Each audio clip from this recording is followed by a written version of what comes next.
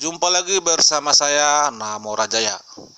Langsung saja kita mulai. Sesuai dengan judul video ini, kenapa suku Batak, khususnya Batak Toban yang kita bahas, tidak diakui salah satu dari keturunan 10 suku Israel yang hilang.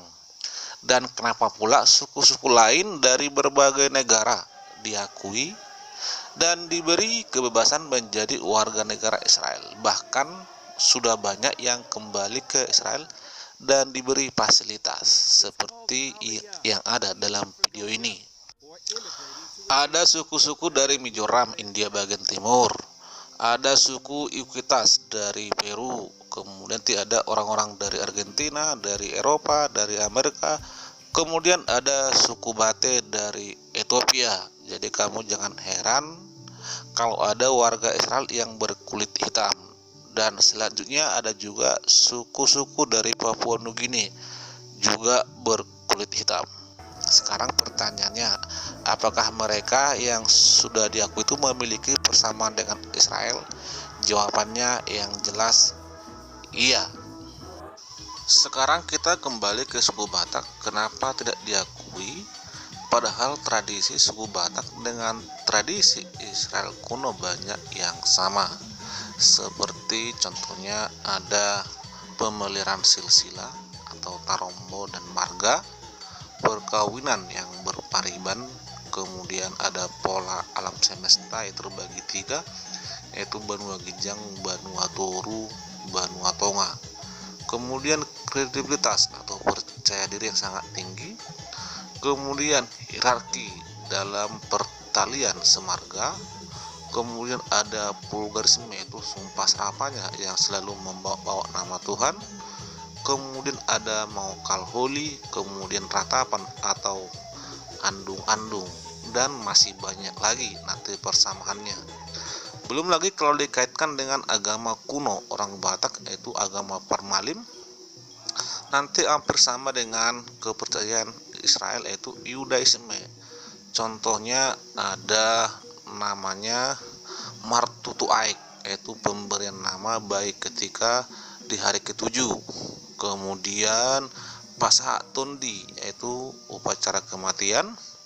Kemudian Samisara, yaitu Mar hari Sabtu atau ibadah pada hari Sabtu atau hari Sabat.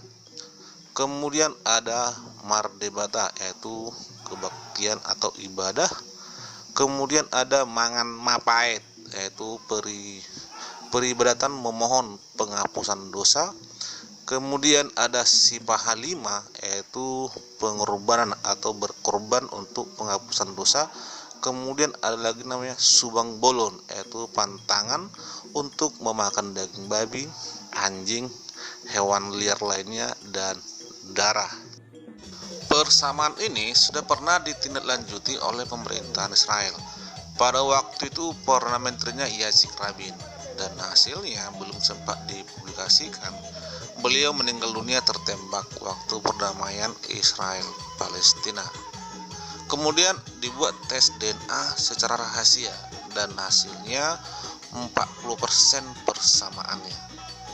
Kalau dibandingkan dengan suku-suku dari Mizoram, Afrika dan Papua yang sudah diakui tadi, 20% pun tidak sampai.